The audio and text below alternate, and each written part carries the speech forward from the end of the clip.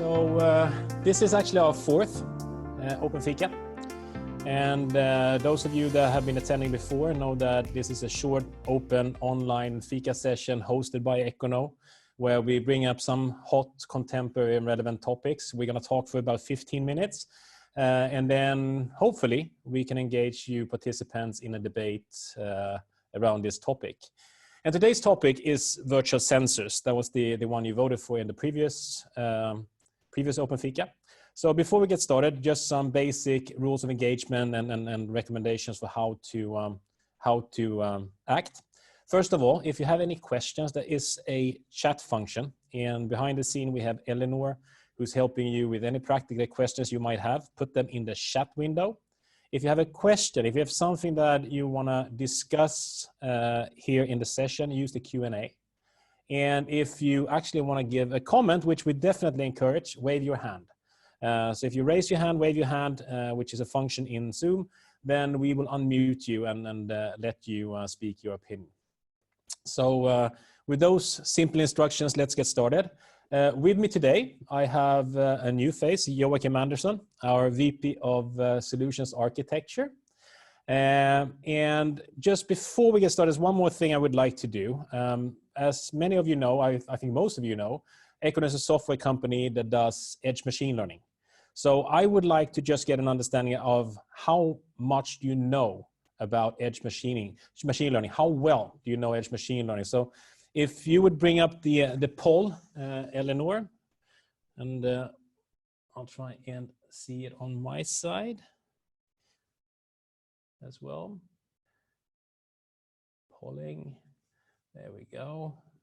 So please check one of the items, how familiar you are with edge machine learning, all the way from being a noob to being a ninja. So we get a sense for who's online and who's in this session. So I get the impression that most are pretty familiar with what edge machine learning means. Some of you are even ninjas. I'm glad to see that. You've seen our pitch before, or you have even a working or progressing edge strategy. So I'm happy to hear that. Then I'm not going to bore you with a lot of pitching and presentation. Instead, let's get actually started on the topic. So in our first Open Fika, that was called Capitalize on Customer Data. Forget about it. We talked about the challenge of monetizing big data from IoT, primarily because the customers, for different reasons, could be legal, could be data leakage, security, production information, lack of contractual relationship, all these different things are reluctant to share data with vendors. In the second one that we called Show Me the Money, we talked about how you can actually make money on smart IoT, going beyond aggregating data and instead building smart features and functions and looking at business models where you either reduce cost or you increase revenue. Just a very quick summary of that, because that kind of plays into what we're going to talk about today. We were talking about all the way from production to installation to operations through to product lifecycle. We were talking about how you can actually learn at work. So instead of preparing the product and the device to be fully functional, knowing everything about how it's going to operate, it can actually learn at work and self-configure to the circumstances, which means that you can do less configuration before you ship it. You can reduce the number of unscheduled stops by doing predictive maintenance. You can reduce fuel and energy consumption by auto-tuning for optimization in the specific environment and for the specific use that the product is going to be used for. You can create bigger customer loyalty by enabling transferring of this learning between one and the next generation of your products to run optimally from day one. And you can even upsell complementary products that can benefit from this smart conclusion. We talked about the robomower that can actually tell the watering system when and where it should operate. Finally, we talked about how the product-centric model can shift towards a more service-centric business model and how that impacts the whole sustainability strategy. In that context, we also talked about on the production side how you could actually use how you can use virtual sensors as a way to reduce the cost on the COGS side to make the business even more beneficial. If you, for some reason, have missed those two open ficas, they are available as recordings on our YouTube channel. And you will also soon see white papers being published on LinkedIn about it. We also did a tech open fika last week about something called lab.ekkono.ai, which is a way for people to actually try out our technology and get a hands-on experience. But without further ado, today we're going to talk about virtual sensors, which is the topic for today. And Joachim, I'd like to start by turning over to you and ask, how would you describe a virtual sensor? Well, a sensor detects change or value, typically, temperature, pressure, weight, humidity, rotation, and so on. But when we talk about a virtual sensor, it has to do with the method of replacing or complementing that physical option with a virtual one. In our case, we use machine learning to create predictive models, what a state or a value should be based on the available inputs. We typically take multiple input values into consideration, like a ball bearing temperature that depends on current load, ambient temperature, rotation speed, and so on. Okay, so what would you say are the factors that come into play when deploying a virtual sensor? There are many reasons as to why you would need to go virtual when creating sensors. Sometimes there's no physical sensors that are able to measure fast enough. Or in that moment accurately enough. The environment where you need to install a physical sensor might be too hostile or even impossible to deploy in. Sometimes it's a cost thing where you use less costly and less accurate sensors that are paired with the machine learning technology or other functions, and then you create a better approach to address the situation. Also, some sensors need calibration, and drifts in these measurements is sometimes a real problem. And then maybe it's better to let your virtual sensor be your decision point and just be backed up by the real sensor. It's not all virtual sensors need machine learning. Sometimes a simple equation is enough. Very often, complex mathematical models are hard to deploy or maintain over time. But with our machine learning approach, you can predict what a sensor value will be based on super local conditions and how the individual machine or device or vehicle, for that matter, is being used. So let me try and give an example based on what you're saying. So let's say that we're deploying a pressure sensor, which can be very challenging to deploy because you might actually have to drill holes in the pipe, and that might actually become a potential point of failure. So rather than helping, actually can break something. But still, pressure might be the relevant value either as a health indicator itself or as an input value to predict or find deviations from another health indicator. So by combining things like, let's say, temperature, flow volume, the power consumption, and for the whole process, you can actually calculate the pressure and make sure it stays within a normal range. But back to what you said, do we need machine learning for this? Obviously, not in all cases, but the benefit of using machine learning is that it learns from data instead of having a developer predict and program every alternative scenario. So this makes virtual sensors a good example for using machine learning. Most machines and vehicles operate in different environments with different configurations. Taking all these parameters and set points into account might not always be possible. It's kind of like comparing a static threshold for a sensor to like a more complex and variable health indicator. In many deployments, you exceed the threshold occasionally when load. The load is changed, and that's perfectly fine. But when you take this into account with machine learning and so on, you get a health indicator that takes all of these parameters into account, like load, torque, the energy and effect, and so on, and other data points as well. And then you can detect deviations that are far below that threshold, and would probably be lost in that kind of monitoring where you're sort of forced to set up static configuration points that are hard to maintain. Okay. Let's take another example. Let's say that you have legal requirements to measure NOx in the emissions from like a motor. The NOx sensor is typically very expensive to buy. We also know from experience that it requires frequent recalibration, which makes it also expensive to operate. However, we can also see that the NOx level stands in correlation to the emission temperature. We can see the amount of fuel that's being consumed. And after running the installation period for a while, you should be able to use a virtual sensor that benchmarks against the actual NOx sensor to learn the local conditions, like the surrounding temperature, how the machine is actually being used. And after that, the virtual sensor can actually take over. So instead of having the expensive to operate NOx sensor, you can have a virtual sensor that replaces it and keep track on the levels.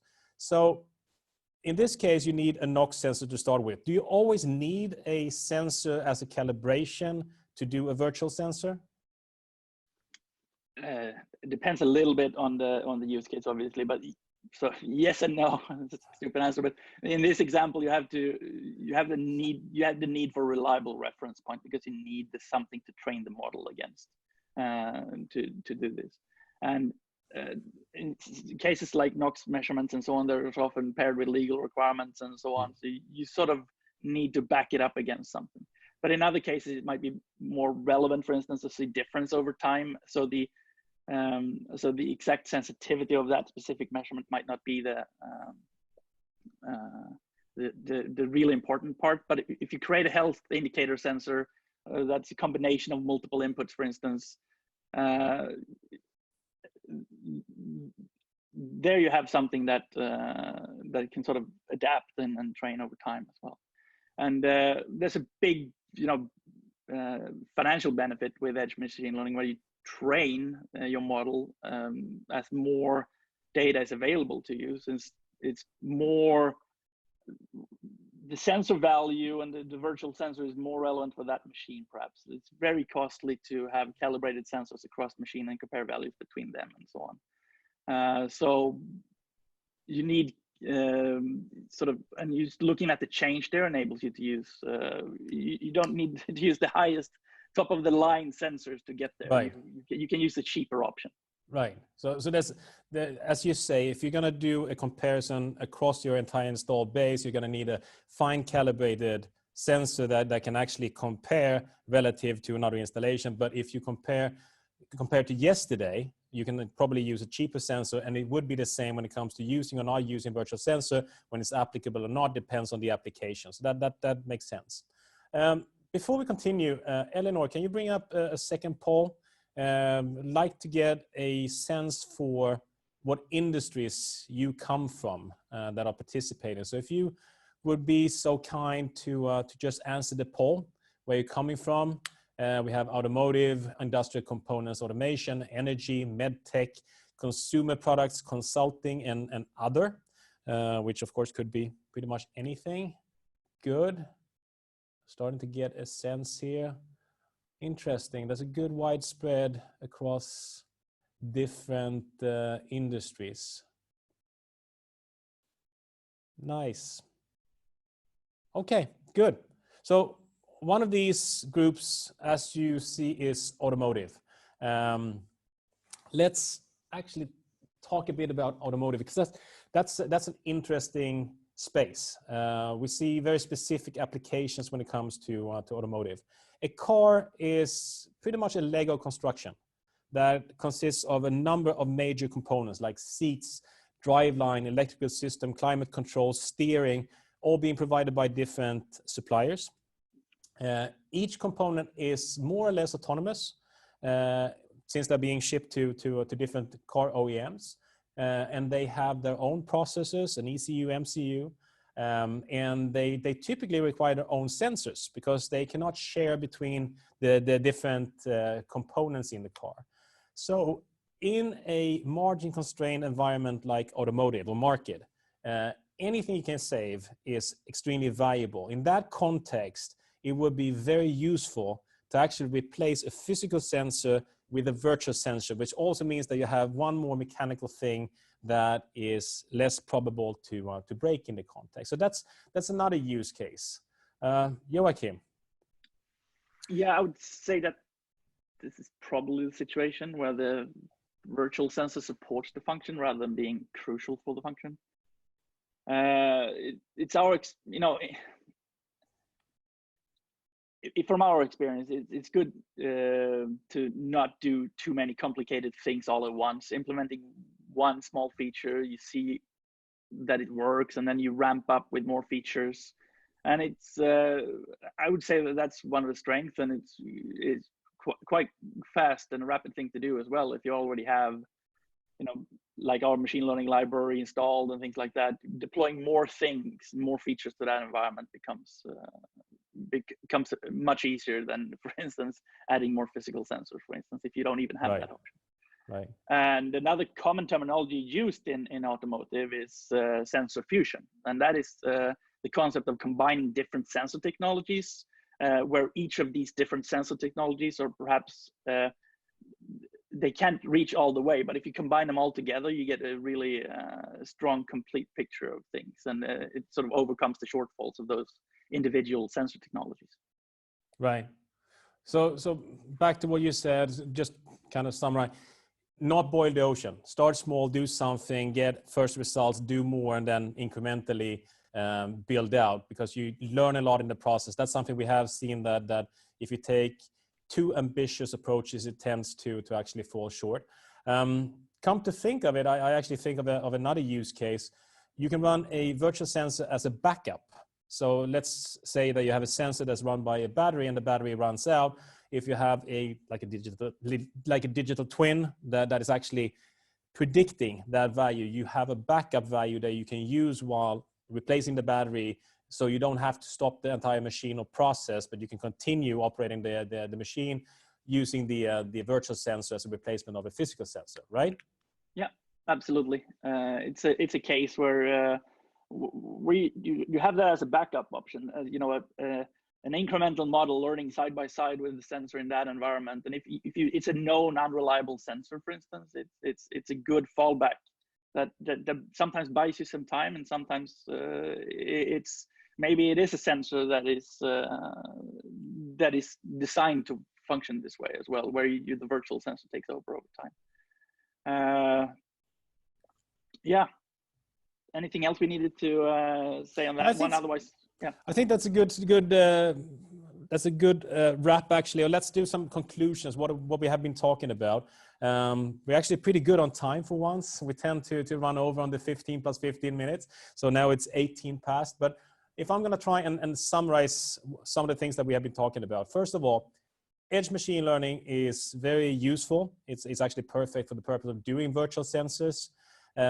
So instead of using a physical sensor, you can use sensor fusion in combination with machine learning to not only see the value, but even predict the value, which can be used for a lot of different purposes. It can be used, for example, as a health indicator.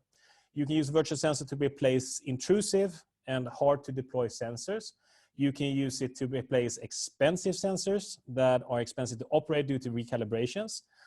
You can reduce cost on components, like in automotive. So instead of having a physical sensor that adds to the COGS, you actually have a software virtual sensor that supports the decisions. And we know from previous open ficas that you can even use less expensive sensors, which is one option to virtual sensors as well, since you're comparing more the number today or the value today compared to what it was yesterday, rather than across a fine calibrated entire installed base, which enables you to use a less expensive sensor. So some of my conclusions. Anything you want to add, Joachim? No, I think you hit all of them in that regard. I can't think of anything right now. So let's see if the message came across. Well, I think we have one more poll, Eleanor, looking at so what now?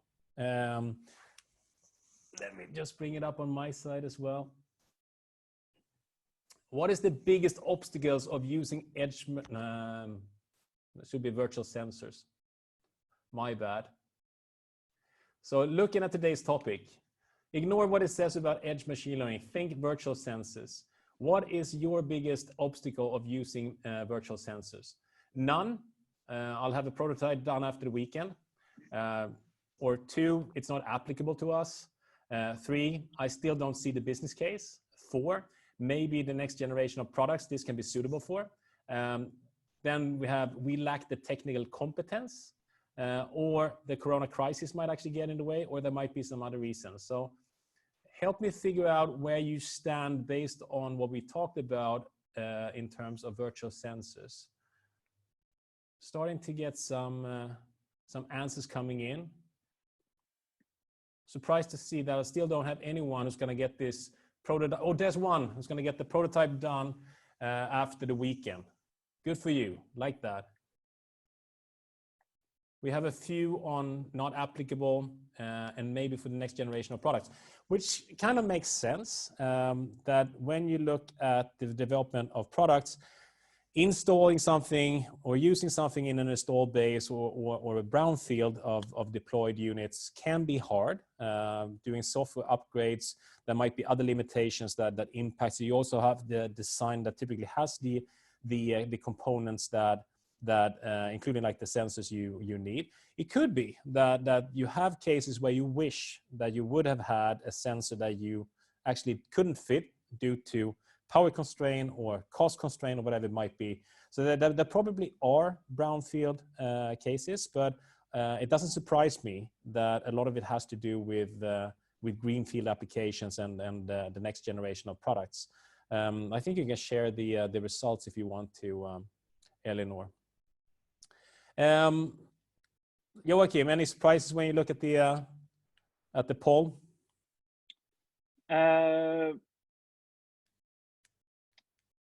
No, not really. I think this is a topic where we spent a short amount of time and so on. I think this is when you talk about virtual sensor, when you actually get into your own field and dig down into it, many things fits under the umbrella of virtual sensors. Right. So it might be that there people might already have deployed virtual sensors. It's just that you can do even more things when you apply machine learning to it as well, not just simple mathematical models or threshold values and things like that combine multiple values from sensors and things like that. So I think that it's an area when you have the opportunity to deploy it at the edge with like our software, you get to other types of use cases and you're able to think a little bit differently on how you deploy your product. Maybe your sensor, maybe you go for a cheaper option of sensor and have the virtual model back it up, so you get rapid responses from the virtual model, and then you calibrate it with a slower sensor for measurements and things like that. There's things like that you can take into account.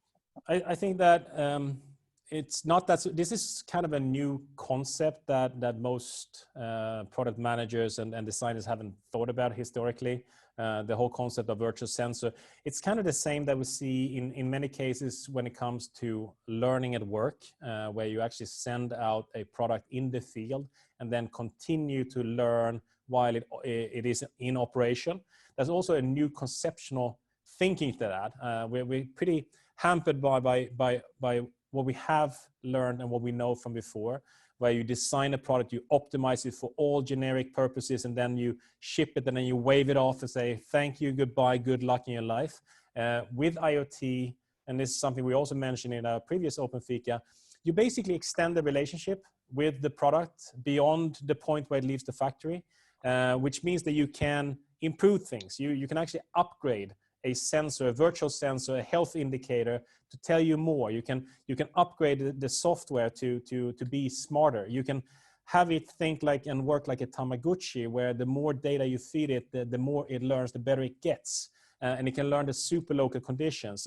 And I think that we see this quite frequently when we talk to customers, that they are conceptually not in a point where they have thought about this. There's a lot of new ideas that they have to embrace and kind of digest before it comes into the design.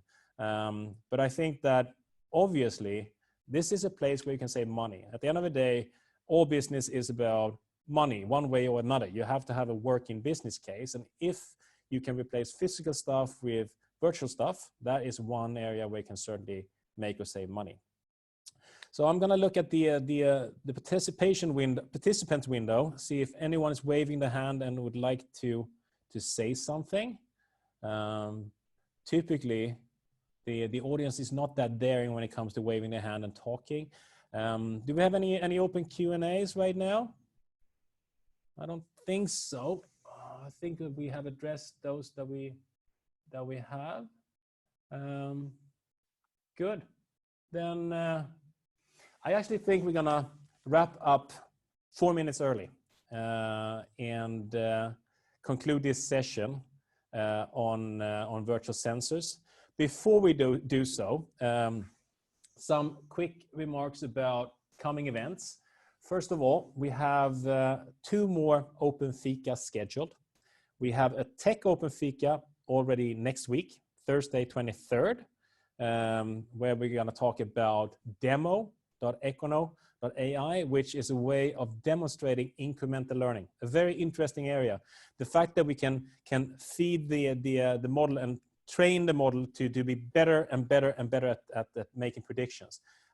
We have a new thing, a web service where you can actually test this and see the results that I would really encourage you to attend and look at. So that's going to have more of a technical approach, a more technical agenda on Thursday the 23rd. Then on May 7th, we're going to have the next regular Open Fika, which will be about energy efficient machine learning algorithms. We have actually a PhD who just did her dissertation on that topic. Extremely relevant when we talk about edge machine learning, since if we can be more energy efficient in our processing of data, then that will result in more efficient products and being able to do more smarter things. So makes a lot of good sense. So don't miss those 2. You're going to find invitations on social media. So don't miss out on following us on social media. You find us everywhere, Facebook, Twitter, whatever. LinkedIn is probably our primary channel, especially when it comes to Open Fika. So with that being said, thank you, Joachim. It's nice doing this session with you. Likewise, to all thank you you. attendees, have a wonderful weekend. Take care of each other and talk to you soon. Thank you.